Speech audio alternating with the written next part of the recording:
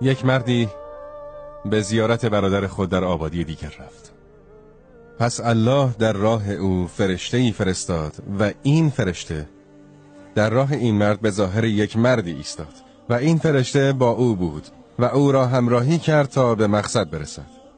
این فرشته از جانب خدا بود به صورت یک مرد. و سپس از این مردی که برای دیدن برادر خود رفته بود سوال کرد: کجا می روی؟ گفت که من برای دیدن دوست و برادرم فلانی می روم. به او گفت: آیا می خواهی چیزی به او بدهی یا چیزی از او می خواهی؟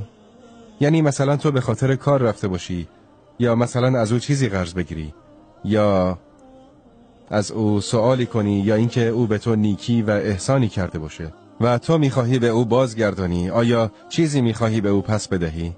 آیا با او کاری داری یا او با تو کاری دارد؟ گفت خیر، به الله قسم نه، به جز این که من او را به خاطر الله دوست داشتم. من او را به خاطر الله دوست دارم.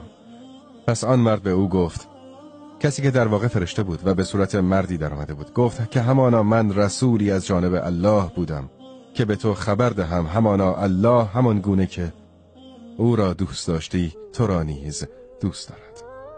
الله تعالی در حدیث قدسی می‌فرماید محبت من برای کسانی که به خاطر من با هم دوست شدند واجب است و کسانی که برای من به دیدار هم بروند و کسانی که به خاطر من با هم بنشینند و به خاطر من بخشش کنند.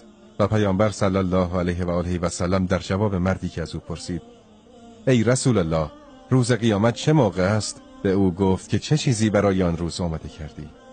گفت که چیز بزرگی برای آن روز آماده نکردم بجز این که الله و رسولش را دوست می‌دارم صلی الله علیه و آله و سلم. به او گفت که تو با کسی خواهی بود که او را دوست می‌داشتی.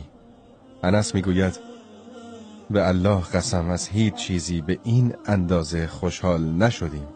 و رسول الله صلی الله علیه و آله و سلم ذکر کرد که دو نفر که به خاطر الله با هم دوست شدند و به خاطر او از هم جدا شدند، یعنی حتی اگر از هم دیگر جدا شدند، یکی در سرزمین دیگری و دیگری در سرزمین دیگر، فقط نه این که به سبب مشکل مالی از هم جدا شوند و نه به خاطر اختلافات خانوادگی و غیره، لکن اوضاع زندگی آنها را به این انواع داشت. بنابراین آنها بر محبت و دوستی الله با هم جمع شدند و هنگامی که از هم جدا شدند هر کدام از آنان دیگری را دوست داشت و برای او دعا میکرد. پس آنها مستحق این هستند که در روز قیامت در زیر سایه عرش الله الرحمن عزوجل قرار گیرند.